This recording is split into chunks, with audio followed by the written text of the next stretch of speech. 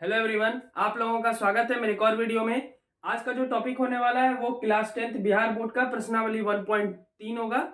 ठीक है, तो 1.2 तक हम सब देख लिए थे मैट्रिक का। तो अभी मैट्रिक का फिलहाल कल रिजल्ट भी आया था। आप सब कमेंट करके जरूर बताएं आपका रिजल्ट क्या हुआ। ठीक है, फिलहाल चलते हैं 1.3 देखते हैं और इससे काफी सवाल पूछे जाते हैं, हर एक बार रिपीट होते हैं। तो आप जरूर इस वीडियो को देखें और ये वीडियो आपके लिए बहुत ज्यादा हेल्पफुल होगा और इसके जितने भी प्रश्न है वो सारे इंपॉर्टेंट है। ठीक है, तो मैं धीरे धीरे करके सारा वीडियो आपका अपलोड कर दूंगा, क्लास 10th का, क्लास 9th का, क्लास 8 का और क्लास 7 का। पहले ये 4 क्लास का पूरा बिहार बोर्ड का जो मैथ आता है, एनसीईआरटी बुक, मतलब एनसीईआरटी तो उसको नहीं बोलेंगे, बीएसईवी जो बुक निकालती है, तो वो वाला बुक का जो आप सबके सिलेबस में चलती है। मान लेते हैं ये क्लास 9th का बुक है।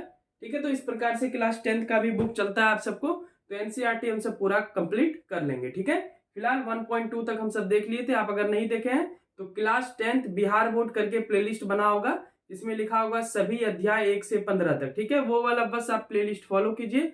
आप मैट्रिक में गणित में 100 में 100 भी लाने का मैं गारंटी देता हूँ। ठीक है, फिलहाल गारंटी है, बाकी मेहनत आपकी रहेगी, क्योंकि मेहनत तो मैं कर नहीं दूंगा।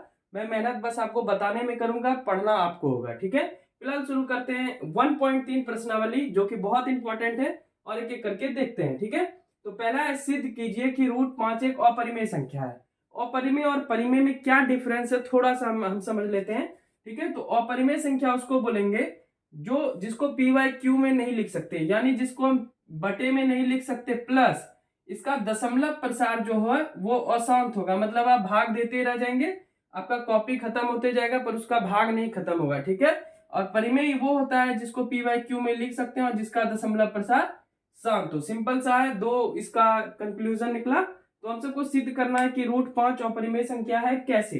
ठीक है, तो चलिए शुरुआत करते हैं। आपको इसमें लिखना बहुत कुछ पड़ेगा, तो मैं एक एक करके लिखता हूं, अच्छे से सजा के लिखना है। चलिए मान लेते हैं, यदि संभव है, यदि संभव है तो मान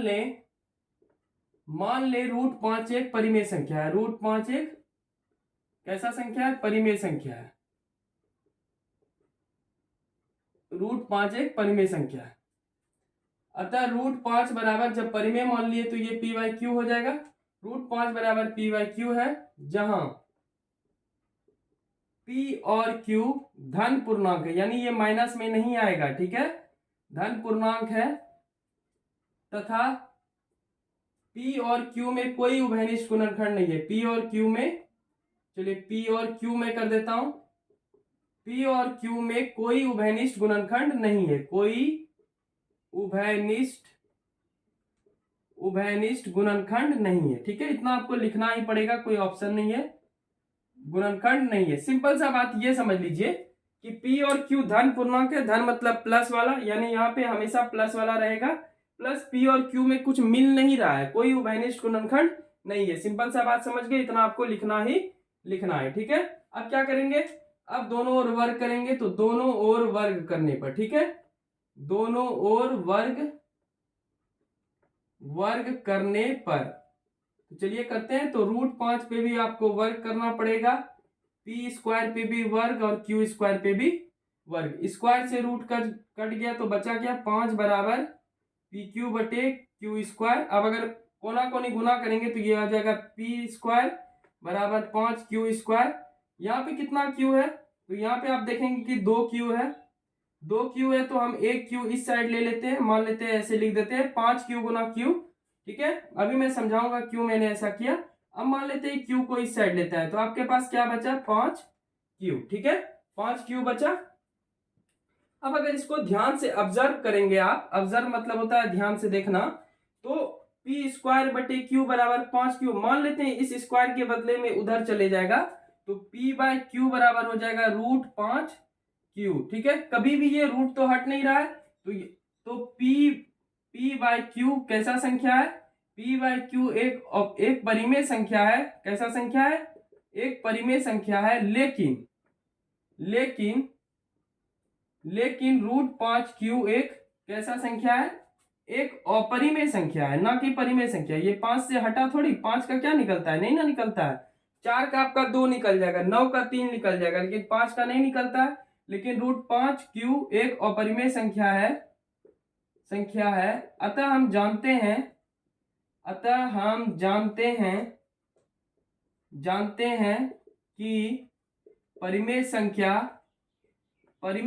जो है, परिमेय संख्या अपरिमेय संख्या के बराबर नहीं होता है, और परिमेय संख्या के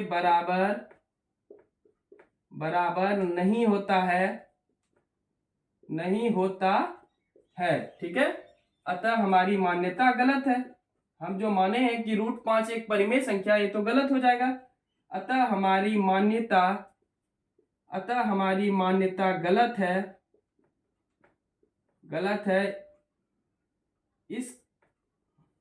इसलिए √5 कैसा संख्या हो जाता है? √5 एक अपरिमेय संख्या है। आपको इतना लिखना पड़ेगा, ठीक है, तभी इसमें आपको 3 मार्क्स मिल जाएंगे। √5 एक अपरिमेय संख्या है। तो ये था आपका, समझ लीजिए, 1.3 का पहला सवाल, ठीक है, जो कि कंप्लीट होता है। यहाँ क्वेश्चन है, इसको आप ध्यान से देख लेंगे, बाकी इतना आपको हल लिखना पड़ेगा। यदि संभव है तो √5 एक परिमेय संख्या मान लेंगे। √5 बराबर p/q, जिसको हम बटे में लिख सकते हैं। जहां p और q धन पूर्णांक है, यानी प्लस वाला है, इसमें आप माइनस नहीं लिखेंगे, तथा p और q में कोई उभयनिष्ठ गुणनखंड नहीं, यानी कुछ भी मैच नहीं कर रहा है, ठीक है। दोनों और वर्ग कर दिए तो ये आ गया आपका। अब कोना कोनी गुना किए तो आपका p²/q बराबर, यहाँ पे चूंकि 2 q था तो 1 q ले लिए। इसका कारण ये है कि स्क्वायर जब उधर करेंगे तो रूट हो जाएगा, तो √5q, रूट में जब 5 है तो वो कैसा संख्या है? अपरिमेय संख्या। p/q कैसा संख्या है? परिमेय संख्या। और हमको पता है कि परिमेय संख्या और अपरिमेय संख्या के बराबर नहीं होता है, अतः हमारी मान्यता गलत है। √5 कैसा संख्या हो जाएगा? एक अपरिमेय संख्या हो जाएगा, ठीक है। तो ये 1.3 का पहला क्वेश्चन था। जल्दी से इसे आप नोट डाउन कीजिए, हम मिलते हैं दूसरे सवाल में। पहले इसे आप जल्दी से नोट डाउन कर लें, ठीक है, बहुत इंपॉर्टेंट ये क्वेश्चन है।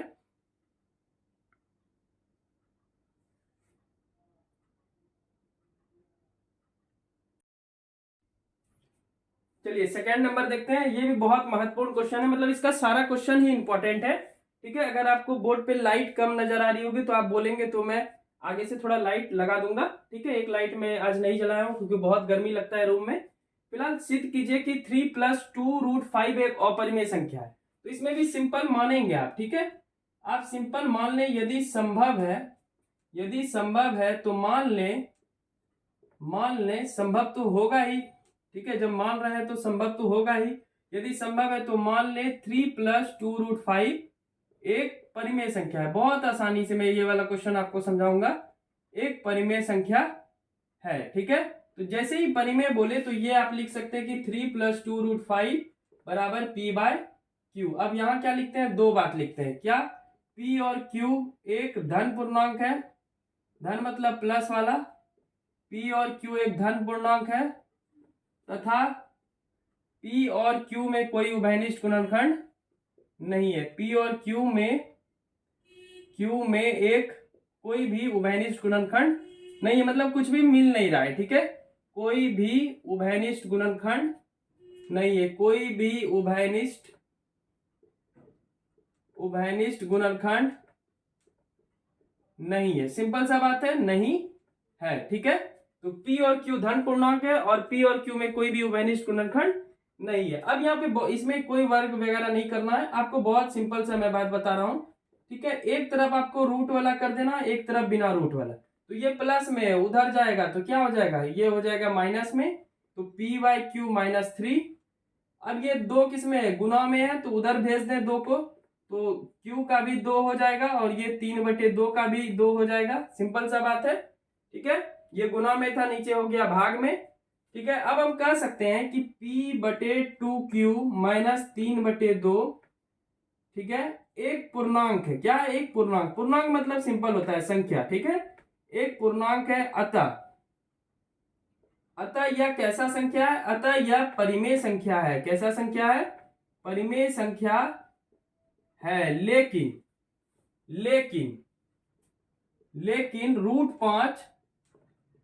√5 एक अपरिमेय संख्या है कि नहीं है? अपरिमेय संख्या है। अतः हम जानते हैं कि परिमेय संख्या अपरिमेय संख्या के बराबर नहीं होता है, अपरिमेय संख्या के बराबर, अपरिमेय संख्या के बराबर नहीं होता है, नहीं होता है। अतः √5, अतः हमारी मान्यता गलत है, इसको भी लिख दें, इसे भी क्यों छोड़ेंगे। अतः हमारी मान्यता गलत है, इसलिए 3 + 2√5 एक अपरिमेय संख्या है। कैसा संख्या है? एक अपरिमेय संख्या है। ठीक है, आप मेरा ऑब्जेक्टिव वाला जरूर क्वेश्चन देख लेंगे। 350 क्वेश्चन मैंने भी पढ़ाया था। तो पिछले बार जो एग्जाम हुआ था 2023 में, जो हुआ था फरवरी में, उसमें 350 में से 100 क्वेश्चन के आसपास लड़ा था। उसमें से आपको 50 ही बनाने थे। ठीक है, उससे ज्यादा ही लड़ सकता था अगर ज्यादा क्वेश्चन पूछता। पूरा जो आपका 100 पूछा था उसमें ऑलमोस्ट लड़ गया था, मतलब ऑलमोस्ट 80 से 90% क्वेश्चन मेरे ऑब्जेक्टिव के वीडियो से थे। मात्र 25 वीडियो में आप 150 जो आपका ऑब्जेक्टिव होता है वो कर लेंगे। और भी अभी ऑब्जेक्टिव के वीडियो आएंगे, टोटल 150 तक आने हैं। जल्दी से इसे आप नोट डाउन कीजिए, उसके बाद नेक्स्ट वाला हम सब देखते हैं। ठीक है,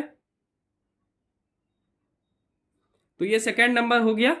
अब हम सब देखते हैं, और 3 क्वेश्चन बचे हैं इस चैप्टर में, देख ही लेते हैं। चलिए, तीसरा का पहला बहुत ही आसान क्वेश्चन है, आपको आसानी से मैं समझाता हूं। तीसरा का पहला तो बहुत, इसमें 3 क्वेश्चन है और तीनों में वही बोलता है कि सिद्ध कीजिए कि निम्नलिखित संख्या अपरिमेय है। तो चलिए पहला क्वेश्चन मैं पहले बनाता हूं। तो चलिए, पहला है तीसरा का पहला, यदि संभव है तो मान लें, यदि संभव है तो मान लें 1/√2 एक परिमेय संख्या R है। ठीक है, कुछ भी मान सकते हैं इसमें, बस आपको इसमें एक कंक्लूजन निकाल के रखना है। एक तरफ आपको रूट वाला रखना है, एक तरफ बिना रूट वाला। ठीक है, तो मान लेते हैं कि 1/√2 एक परिमेय संख्या R है। तो 1/√2 बराबर, इस बार परिमेय संख्या R मान ली है तो R कर दें। चलिए, कोना कोनी आप गुना करेंगे तो इसके नीचे कुछ नहीं है, 1 है, तो √2 गुना R करेंगे, √2R बराबर 1। सिर्फ √2 बराबर अगर लिखेंगे तो 1/R। अब 1/R और √2 क्या है? तो 1/R संख्या 1 और R का भागफल है। अतः या ऐसा लिख देते हैं, संख्या 1 और R p/q के रूप में है। भागफल नहीं समझेंगे, p/q के रूप में है। अतः यह कैसा संख्या है? अतः यह परिमेय संख्या है। आप लिख दें, अतः यह परिमेय संख्या है। लेकिन इसको पहले आप उतारेंगे, उसके बाद यहां से उतारेंगे। ठीक है, लेकिन √2 का तो कुछ निकलता नहीं है, तो √2 एक अपरिमेय संख्या है।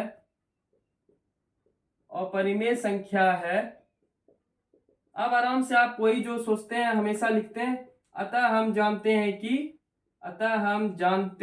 कि क्या जानते हैं कि परिमेय संख्या अपरिमेय संख्या के बराबर नहीं है। अपरिमेय संख्या के बराबर नहीं है। अतः हमारी मान्यता क्या हो जाएगी? हमारी मान्यता गलत है। अतः 1/√2 एक अपरिमेय संख्या है।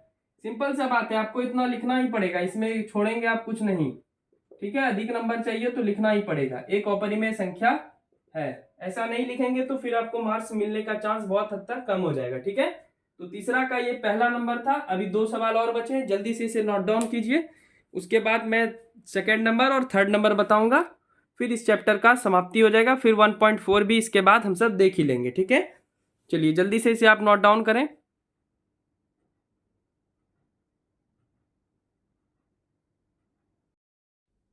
चलिए तीसरा का दूसरा नंबर देखते हैं। बहुत अच्छा क्वेश्चन ये भी है। तो फिर से वही लिखेंगे, यदि संभव है, यदि पॉसिबल है, यदि संभव है तो मान ले 7 रूट, मान ले है ने नहीं, मान ले 7 रूट 5 एक कैसा संख्या है, एक परिमेय संख्या है, एक परिमेय संख्या है। ठीक है, जैसे ही इसमें रूट दिया है तो ये सवाल आसान बन जाएगा। तो 7 रूट 5 बराबर मान लेते हैं ए, तो सिर्फ रूट 5 बराबर मान लेते हैं a/7। ठीक है, अब यहां लिख सकते हैं a/7 एक परिमेय संख्या है। कैसा संख्या है, परिमेय संख्या है, क्योंकि इसे p/q में लिखा जा सकता है, क्योंकि इसे p/q में लिखा जा सकता है, p/q में लिखा जा सकता है। लेकिन रूट 5 कैसा संख्या है, रूट पांच एक अपरिमेय संख्या है। कैसा संख्या है, एक अपरिमेय संख्या है। अतः हमारी मान्यता गलत है, क्योंकि अपरिमेय और परिमेय बराबर नहीं होता। अतः हमारी मान्यता गलत है, क्योंकि लिख दें पूरा, क्योंकि परिमेय संख्या अपरिमेय संख्या के बराबर नहीं होता है, अपरिमेय संख्या के बराबर नहीं होता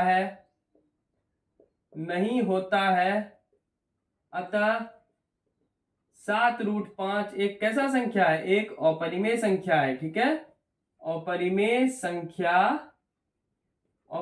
संख्या है। ठीक है, चलिए जल्दी से इसे नोट डाउन कीजिए, उसके बाद हम सब मिलते हैं। तीसरा नंबर क्वेश्चन देखेंगे, फिर हम सब 1.3 को समाप्त कर लेंगे। ठीक है, तो फिर 1.4 इसी वीडियो में हम सब मतलब इस वीडियो में नहीं, इसके बाद वाली वीडियो में देखेंगे, इसके बाद ही।